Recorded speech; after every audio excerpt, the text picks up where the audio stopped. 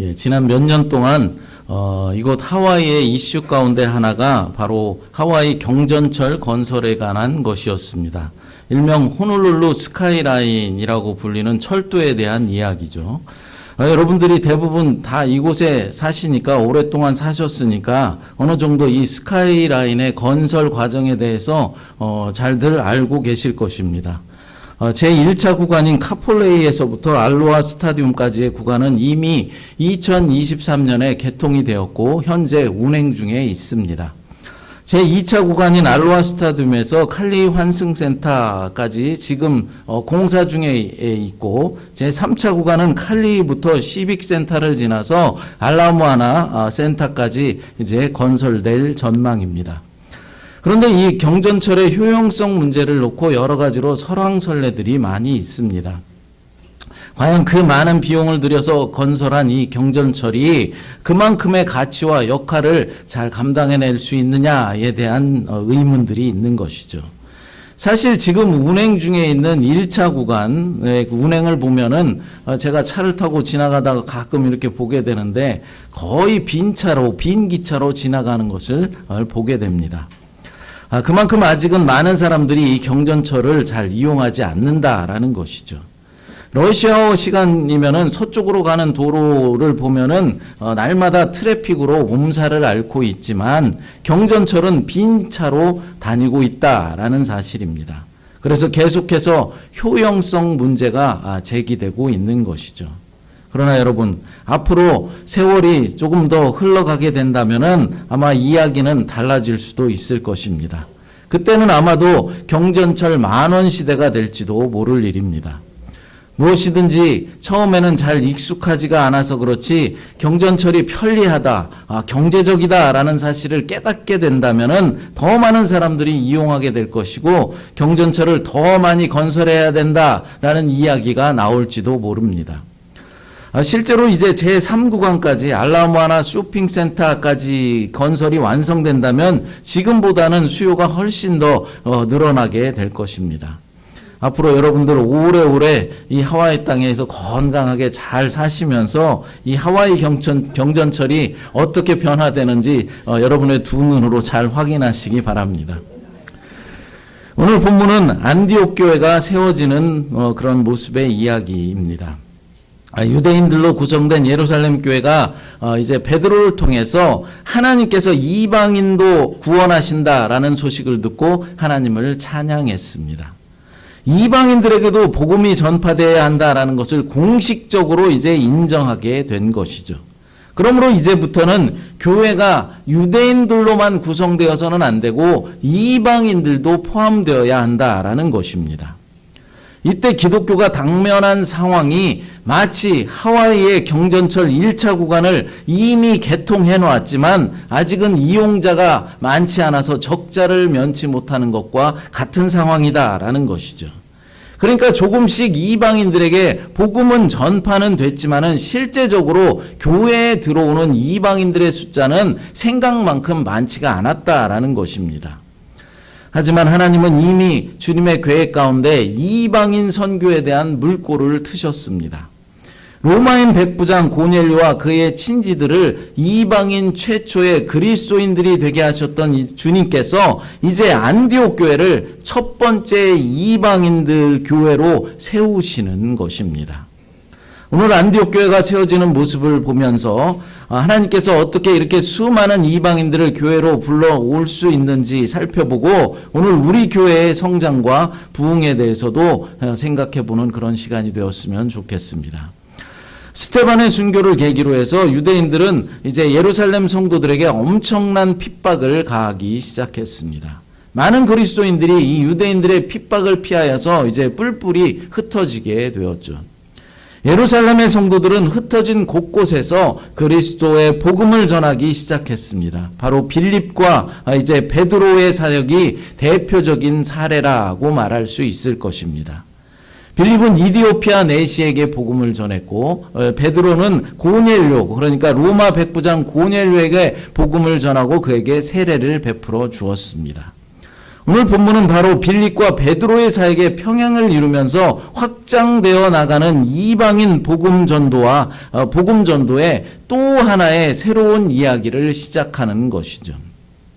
더불어서 고넬료의 이야기를 통해서 이방인 선교의 문이 열리고 얼마 되지 않은 시점에서 안디옥에 이방인 성도들을 중심으로 하는 교회가 세워진 것을 보면서 이방인 전도의 연속성과 그리고 확장성을 보여주시고자 하는 것입니다. 본문 19절 말씀을 같이 읽어보겠습니다. 그때 스데반의 일로 일어난 환란으로 말미암아 흩어진 자들이 베니게와 구브로와 안디옥까지 이르러 유대인에게만 말씀을 전하는데 아멘. 스데반의 순교에서 비롯된 흩어진 이제 핍박으로 흩어진 유대인 그리스도인들이 안디옥, 베니게와 구브로 그리고 안디옥까지 진출했다라고 말씀하는 것입니다. 그러나 아직은 그들이 유대인들, 자신의 동족인 유대인들에게만 말씀을 전했다라고 하고 있습니다. 본문에서 언급된 지역들은 모두 다 중요한 유대인 공동체가 형성되어 있었던 지역이었습니다. 베니게는 시리아에 속한 지중해에 인접한 지역으로서 이 지역의 대표적인 도시는 두로와 시돈입니다. 구브로는 소아시아 남쪽에 있는 섬이며 지중해의 섬 가운데 세 번째로 큰 섬이죠. 이 섬에는 큰 유대인 공동체가 형성되어 있었고 이 섬 출신 중에 가장 유명한 사람은 바로 바나바가 바로 이 구브로 섬 출신입니다. 안디옥은 한때 인구가 60만 명에 달했던 아주 큰 도시였습니다. 로마 제국에서 로마와 이집트의 알렉산드리아 다음으로 가장 큰 도시였으며 당시 안디옥에는 2만 5천 명가량의 유대인들이 거주하고 있었습니다. 안디옥은 기독교에서 예루살렘 다음으로 중요한 도시죠. 왜입니까? 바로 이 안디옥이 이방인 선교의 본거지였기 때문입니다. 바울도 이 안디옥을 베이스 캠프로 삼아서 주의 복음을 이방인들에게 전하였습니다. 본문 20절을 읽어보겠습니다. 그 중에 구브로와 구레네 및 사람이 안디옥에 이르러 헬라인에게도 말하여 주 예수를 전파하니 아멘. 환란을 피해 예루살렘을 떠난 성도들 대부분은 처음에는 자신의 동족 유대인들에게만 복음을 전했지만은 구브로와 구레네 출신의 헬라파 유대인 성도 몇 사람은 안디옥에서 이제 헬라인들에게도 복음을 전했다고 합니다. 그런데 여러분, 이방인들에게 복음을 선포해서 기독교 역사의 한 획을 긋고 그리고 안디옥 교회를 세운 이들이 누구였는지에 대한 기록은 상세하게 나타나 있지 않습니다. 그러니까 이방인 최초의 교회를 세울 정도로 기독교 역사의 한 획을 그은 사람들이지만 그들이 누구인지 알 수가 없다라는 것이죠. 그들은 이름이 알려지지 않은 무명의 성도들이었습니다. 여러분, 물론 위대한 일들을 행하고 그 이름이 역사에 남겨진다라는 것은 대단히 영광스러운 일일 것입니다. 하지만 그렇게 역사에 이름을 남기고 역사에 족적을 남기는 사람들은 그렇게 많지는 않습니다. 특별히 우리 기독교 역사에서는 더더욱 그렇다라는 것이죠. 여러분, 하나님 나라의 중요한 일들 대부분은 이름도 없이 빛도 없이 남들의 관심을 끌지 않으려고 하면서 자신의 처한 상황에서 그냥 묵묵히 복음을 살아내는 그런 사람들에 의해서 실현되는 것입니다.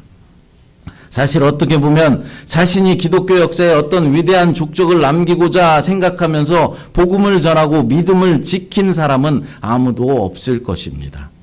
그냥 자신의 신앙의 양심에 따라서 신실하게 믿음을 지키면서 주님의 명령에 순종하여서 복음을 전하였던 것 뿐입니다.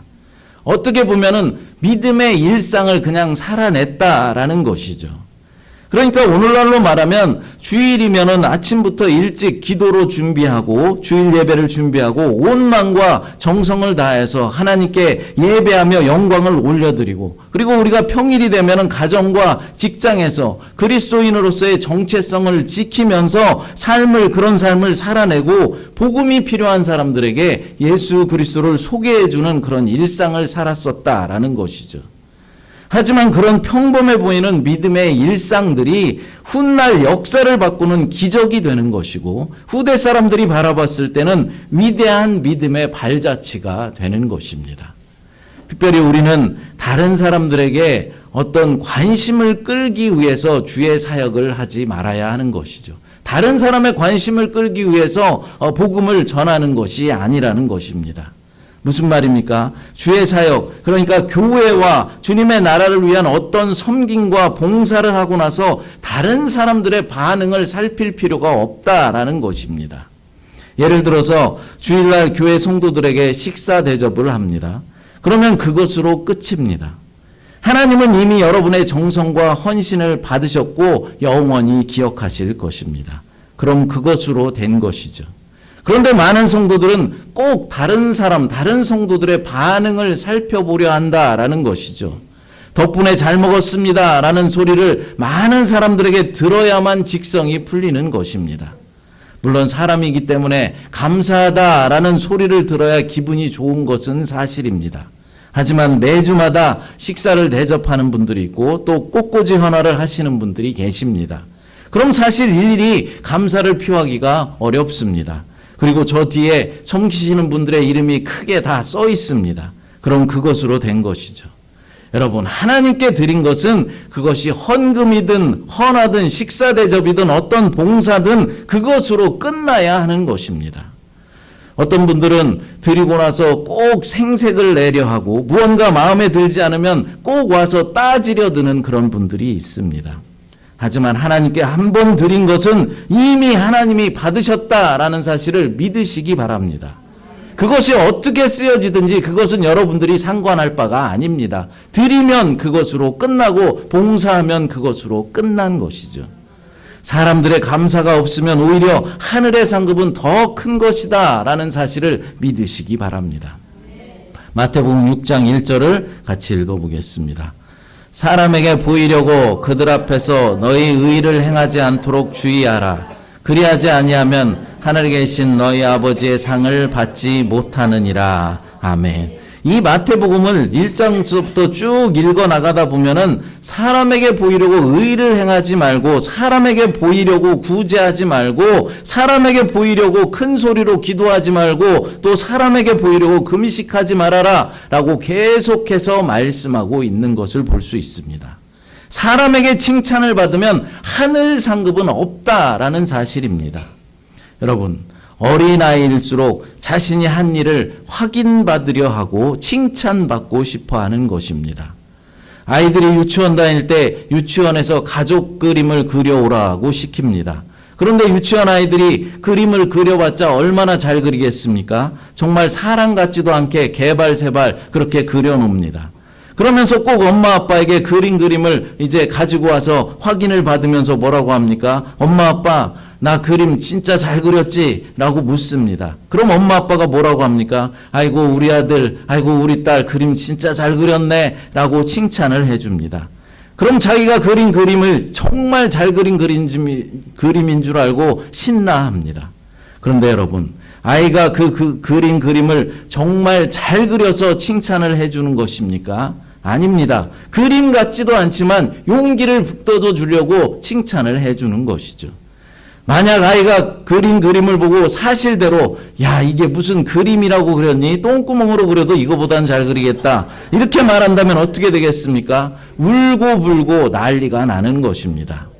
여러분 무슨 말입니까? 어린아이일수록 인정받고 싶어하고 칭찬받고 싶어한다라는 것이죠. 칭찬을 안 해주면은 땡깡을 놓고 삐지게 되는 것입니다. 하지만 이제 어른이 되면은 어떻게 됩니까? 자기가 그린 그림이 이게 잘 그린 그림인지 못 그린 그림인지 스스로가 이제 판단하고 알게 되는 것이죠. 마찬가지입니다. 믿음이 어린아이 같은 사람은 뭘 해놓고 자꾸 확인받고 인정받고 칭찬받으려 한다라는 것입니다. 칭찬을 안 해주면 땡깡 놓고 어린아이처럼 삐지고 그렇게 하는 것입니다. 그러나 여러분, 다른 세상 일들이라면 혹시 모르겠지만 하나님을 일을 하고서는 다른 사람의 관심을 받으려 하지 말아야 하는 것입니다. 주의 사역은 오른손이 하는 일을 왼손이 모르게 하라라고 주님께서 분명히 말씀하셨습니다. 그렇습니다. 이방인 최초의 안디옥 교회를 세운 사람들도 그들의 이름을 알리지 않았다라는 것이죠. 그 위대한 일을 하고 나서도 자신들의 이름을 남기지 않았고 성경에도 기록되지 않았다라는 것입니다. 그들은 그냥 자신의 믿음을 지킨 것뿐이었습니다. 하지만 이 무명의 성도들로 인하여서 기독교는 급속도로 성장해 갔다라는 사실을 깨달으시기 바랍니다. 여러분들도 하나님께 헌신하고 하나님께 드린 모든 것, 그것으로 끝나고 그것이 어떻게 쓰여지든 그런 것은 상관하지 마십시오. 주님께서 여러분들을 축복하시고 여러분들의 헌신과 봉사를 다 받아주신 줄 믿으시기 바랍니다. 몇 안 되는 성도가 그리스도의 복음을 이방인에게 전하자 수많은 사람들이 믿고 주님께 돌아왔다라고 말씀합니다. 본문 21절을 읽어보겠습니다. 주의 손이 그들과 함께 하심에 수많은 사람들이 믿고 주께 돌아오더라. 아멘. 여기서 믿다, 돌아오다라는 이 단어는 죄를 고백하고 예수님을 구주로 영접하는 일을 요약한 단어입니다. 이렇게 많은 이방인이 회심한 것은 주의 손이 복음을 전하는 이들과 함께 하셨기 때문입니다. 주의 손이 그들과 함께 했다라고 말씀하고 있는데 이것은 하나님의 능력이 그들이 하는 일을 도우셨다라는 것이죠. 그러니까 하나님께서 안디옥에 이방인들이 중심이 되는 교회를 세우려고 많은 이방인들을 주께로 돌아오게 하셨다라는 것입니다. 우리 새마음교회도 주의 손이 함께하는 그런 교회가 되었으면 좋겠습니다. 그래서 많은 안 믿는 이들이 주께로 돌아오는 일에 쓰임받는 그런 교회가 되었으면 좋겠습니다. 또한 교회가 주님의 은혜로 지속적인 성장을 이루어가고 굳건히 설 수 있는 그런 교회가 되었으면 좋겠습니다. 그럼 지속적으로 성장하는 교회, 굳건히 서가는 그런 교회가 되려면 어떤 것이 필요한 것일까요? 본문은 그것을 두 가지로 말씀하고 있습니다. 첫째는 바나바와 같이 착하고 성령과 믿음이 충만한 평신도가 있어야 한다라고 말합니다. 본문 22절을 읽어보겠습니다. 예루살렘 교회가 이 사람들의 소문을 듣고 바나바를 안디옥까지 보내니. 아멘. 예루살렘 교회는 안디옥에 많은 이방인들이 주께로 돌아와서 교회가 세워졌다라는 소식을 듣고 바나바를 안디옥에 파송하는 것입니다. 예루살렘 교회가 사도 중에서 한 사람을 보내지 않고 왜 평신도였던 바나바를 보냈던 이유가 무엇이었을까요? 우리 생각에는 평신도보다는 사역자를 보내는 것이 훨씬 더 좋을 것이다 라고 생각하겠지만 이들은 바나바를 보내었습니다. 오늘날로 치면 큰 교회에서 작은 개척교회에 안수집사 정도를 보냈다라는 것이죠. 여러분, 만약 우리 교회가 큰 교회로 성장하여서 여러분 중에 한 사람을 개척교회로 이제 보내면서 작은 개척교회에 가서 섬기십시오 라고 한다면 여러분들은 작은 교회로 가실 수 있겠습니까? 잘 가기가 힘들 것입니다. 그런데 여러분, 사실 오늘날에도 이런 일들이 더 많이 일어나야 하는 것이 당연한 일입니다. 대형 교회에서 작은 교회를 섬기라고 믿음이 좋은 사람을 파송해 주어야 하는 것이죠. 재력이 있는 사람, 전도의 역량이 있는 사람, 그리고 성도들을 하나로 모을 수 있는 그런 사람들을 큰 교회에서 작은 교회로 파송해 주어야 하는 것입니다. 그런데 오늘날 우리 교회들의 현실은 어떻습니까? 훌륭한 믿음의 사람을 파송해 주기는커녕 오히려 작은 교회에서 훈련을 시켜놓으면 큰 교회에서 뺏어가기 일쑤입니다. 그러니까 작은 교회들은 성장이 안 되고 큰 교회도 숫자는 늘어나지만 실질적으로 중요한 영적 선장은 되지가 않는다라는 것이죠. 왜 그렇겠습니까? 작은 교회에서 훈련받고 그 교회를 섬겨야 할 사람이 큰 교회에 가서 아무것도 안 하고 가만히 있는 그런 구경꾼으로 전락해버리기 때문입니다. 우리 새마음교회가 하루속히 성장하여서 작은 개척교회에 신자들을 파송하는 그런 교회가 되었으면 좋겠습니다. 여러분, 안디옥 교회에 파송된 바나바는 그의 집을 팔아서 사도들에게 바치면서 가난한 성도들을 도운 경건하고 거룩한 사람이었습니다. 그러므로 안디옥에 있는 성도들을 격려하는데 가장 적합한 사람이었다라는 것이죠. 본문 23절, 24절을 같이 읽어보겠습니다. 그가 이르러 하나님의 은혜를 보고 기뻐하며 모든 사람에게 굳건한 마음으로 주와 함께 머물러 있으라 권하니 바나바는 착한 사람이요 성령과 믿음이 충만한 사람이라 이에 큰 무리가 주께 더하여 지더라. 아멘. 바나바는 착한 사람이요 성령과 믿음이 충만한 사람이었다고 말씀합니다. 여기서 착함이라는 것은 기독교인들이 지녀야 할 가장 중요한 인품입니다. 성경은 착함이 의로움보다 더 소중한 가치라고 말씀합니다. 어떤 사람들은 착하기만 하면 뭐하냐, 착하기만 해서는 안 된다, 뭔가 똑부러지는 모습이 있어야 된다라고들 말합니다. 하지만 여러분, 그것은 세상 사람들이 보는 기준이죠. 우리 그리스도인들의 첫 번째 기준은 착해야 하는 것입니다. 여기 두 사람의 담임 목사 후보가 있습니다. 한 사람은 성경에 아주 탁월한 전문가에서 설교를 기가 막히게 이제 논리적으로 풀어내는 사람입니다. 또한 행정 능력도 뛰어나서 교회를 성장시키는 일에 탁월한 역량을 가진 그런 사람이 있습니다. 그런데 그 사람은 착하지 않고 성질이 좀 고약합니다. 또 다른 한 사람은 설교를 좀 더듬더듬하고 교회 행정에 대해서 잘 모르는 사람입니다. 하지만 사람 자체는 세상 없이 착한 사람입니다. 여러분, 이 담임 목사를 선출하게 된다면 어떤 사람을 뽑아야 하겠습니까? 성경은 착한 사람을 뽑으라고 말씀하는 것이죠. 왜입니까? 설교나 교회 행정령 같은 것은 얼마든지 개선할 수 있고 훈련을 통해서 고쳐나갈 수 있지만 성질이 고약하고 성질이 나쁜 사람은 웬만해서는 고쳐지질 않기 때문입니다. 바나바는 착한 사람이었다라고 말씀하고 있습니다. 그래서 사람들로부터 예수를 향한 충성과 헌신을 유도하는 그런 인격을 가진 사람이었다라는 것이죠. 본인 스스로가 먼저 자신의 집을 팔아서 하나님께 바칠 정도로 헌신의 본을 보여주는 그런 사람이었다라는 것입니다. 하나님의 은혜를 보고 기뻐한 바나바는 하나님께서 그들 가운데 선한 일을 시작하셨으니 굳건한 마음으로 주와 함께 머물러 있으라라고 성도들에게 권면합니다. 여러분, 교회에는 이런 사람들이 더 많이 필요한 것입니다. 착한 사람들이 필요하다라는 것이죠. 자신을 희생하며 헌신할 수 있는 사람들이 필요한 것입니다. 바나바는 안디옥 교회에서 많은 사람들을 주님께로 인도한 사람입니다. 교회가 지속적으로 성장하고 교회가 굳건히 서가는 데는 바나바 같은 이런 착한 사람, 자신을 희생할 줄 아는 그런 사람이 있어야 하는 것입니다. 둘째로 바울과 같이 말씀을 잘 가르치고 든든하게 양육할 수 있는 지도자가 필요합니다.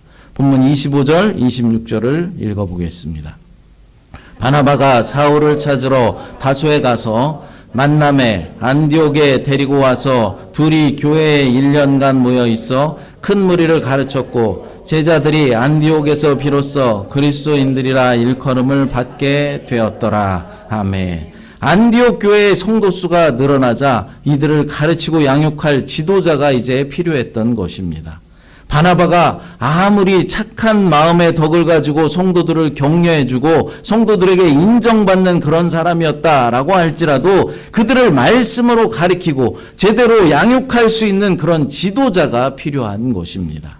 그래서 바나바는 수년 전에 예루살렘 교회에서 만났던 이제 바울을 찾아가는 것이죠. 예루살렘 교회가 바울이 교회를 핍박하는 자다라고 오해하고 있을 때 바나바의 중재로 그 오해를 풀을 수 있었습니다. 이런 인연으로 만났던 바울을 자신이 직접 다소까지 찾아갔습니다. 안디옥에서 다소는 200km에 달하는 아주 먼 거리 8일 길을 가야 하는 그런 먼 여정이었습니다. 얼마든지 다른 사람을 보낼 수도 있었지만은 안디옥 교회에 말씀이 절실하게 필요한 아주 중대한 시점이었기 때문에 자신이 직접 이제 먼 길을 갔던 것이죠. 그만큼 교회를 지속적인 성장을 이루고 그리고 굳건하게 교회를 세우는 일에는 바른 말씀의 선포와 가르침이 절실하게 필요했다라는 것이죠. 바나바는 바울을 데리고 이제 안디옥으로서 돌아와서 그곳에서 함께 1년 동안 같이 사역을 했습니다. 바나바는 교회를 치리하면서 성도들의 외적인 문제를 보살펴 주었고 바울은 성도들의 영적인 문제, 그러니까 말씀을 전하고 가르치며 바르게 성장할 수 있도록 양육하는 일을 행했던 것이죠. 그렇습니다. 교회가 지속적인 성장을 이루고 굳건하게 세워져 가려면 바나바 같은 사람이 필요하고 바울과 같은 지도자가 필요한 것입니다. 바르게 말씀을 선포하고 가르쳐서 영적인 성장을 도우며 하나님에 대한 신앙 고백을 바르게 할 수 있도록 양육하는 바울과 같은 지도자와 그리고 성도들의 실제적인 생활을 돌보고 그들의 외적이고 육적인 문제를 해결해 줄 수 있는 바나바 같은 그런 사람이 있어야 한다라는 것이죠. 그럴 때 교회는 굳건하고 든든하게 세워져 갈 수 있는 것입니다. 본문에 보니까 제자들이 안디옥에서 비로소 그리스도인이라 일컬음을 받게 되었다라고 말씀하고 있습니다. 그만큼 이제 그리스도인의 수가 늘어났고 그들의 영향력이 확대되었다라는 것을 알 수 있는 것이죠. 사랑하는 여러분, 우리 새마음교회도 이곳 하와이 땅에서 그 수가 많아질 뿐만 아니라 이 지역에 선한 영향력을 바라는 그런 교회로 성장해 나갔으면 좋겠습니다. 지속적인 부흥을 이루며 날마다 더욱더 굳건하게 세워지는 그런 교회가 되었으면 좋겠습니다. 그렇게 되려면 어떻게 해야 합니까? 저는 바울과 같이 열심히 하나님의 말씀을 전하고 가르치는데 온 힘을 쏟고, 여러분들은 바나바와 같이 착한 성품을 가지고 서로를 돌보고 살피며 실제적이고 육신적인 그런 도움을 줄 수 있어야 하는 것입니다. 이 시간 바나바와 같은 착한 성품을 주옵소서 기도하시기 바랍니다. 믿음 충만, 성령 충만함을 주시옵소서. 그래서 교회의 지속적인 성장을 이루고 교회가 더욱더 굳건하게 세워지는 일에 쓰임받게 하옵소서, 이렇게 기도하는 시간이 되었으면 좋겠습니다. 이 시간 주를 향한 이곳에 라는 아까 불렀던 찬양 부르시고 주신 말씀 기억하면서 기도하시고 또 교회를 위해서 기도하시고 그리고 여러분들의 간절한 기도 제목 놓고 기도하는 시간 갖도록 하겠습니다. 주를 향한 이곳에 찬양 부르겠습니다. 하나님 아버지 감사합니다. 오늘 주신 말씀을 기억하면서 교회를 지속적으로 성장시키는 일에 쓰임받을 수 있도록 인도하여 주시옵소서. 헌신을 솔선수범했던 바나바처럼 우리들에게도 착한 성품을 주시고 믿음 충만, 성령 충만하도록 도와주셔서 우리 교회를 반석 위에 굳건히 세우는 일에 동참할 수 있도록 하나님 인도하여 주시고 축복하여 주시옵소서. 거룩하신 예수님의 이름으로 기도드리옵나이다. 아멘.